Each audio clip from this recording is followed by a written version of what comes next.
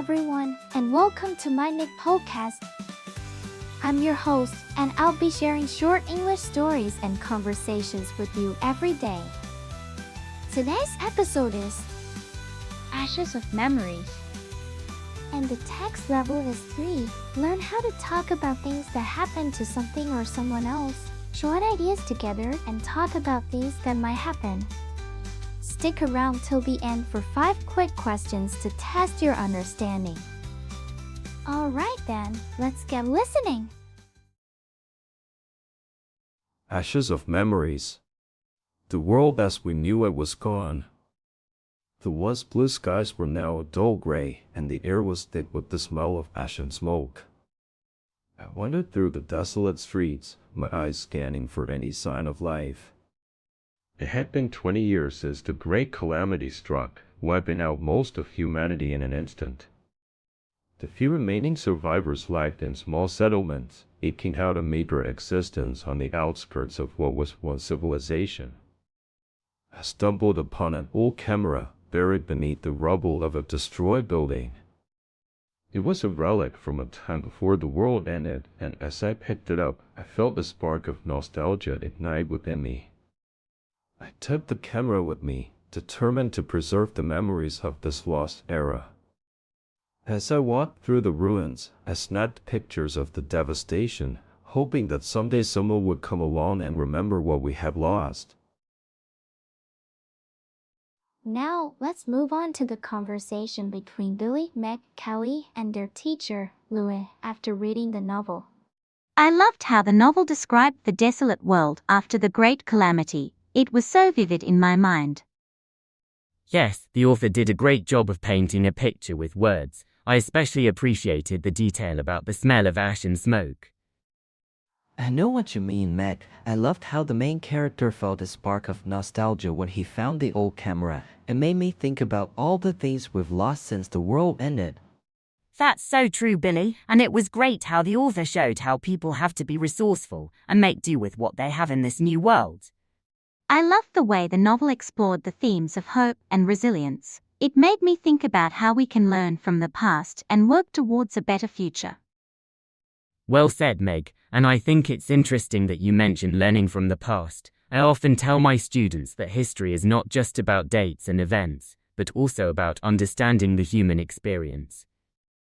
I agree with Meg. History is so important for us to learn from, and this novel did a great job of making it feel relevant and engaging. Yeah, I think what really stood out to me was how the author showed how people are capable of adapting to even the most difficult circumstances. It's a powerful message.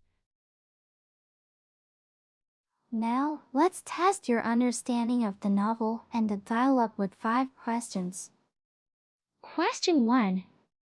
What was the name of the event that wiped out most of humanity in the story? I. The Great Calamity. B. World War II. C. The Apocalypse. D. The End Times. E. The Catastrophe. The answer is A. The Great Calamity. Question 2. What object did the main character find when he was wandering through the ruins? I. A camera.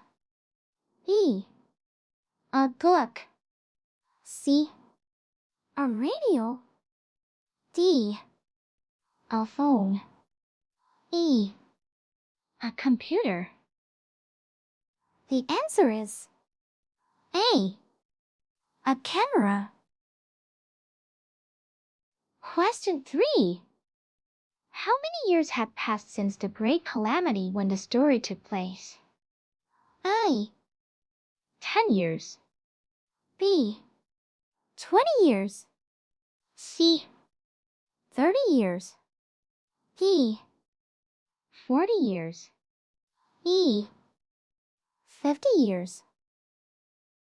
The answer is B. 20 years. Question 4. What was the main character's intention when he found the old camera? I. To sell it. B. To use it for himself. C. To preserve memories of the lost era. D. To take pictures of people. E. To show it to others. The answer is C. To preserve memories of the lost era. Question 5. What was one of the themes explored in the story? A. Hope and despair. B. Resilience and determination. C. Fear and anxiety. D. Anger and frustration. E. Hope and resilience. The answer is E. Hope and resilience. That's it for today's quiz. How many did you answer correctly?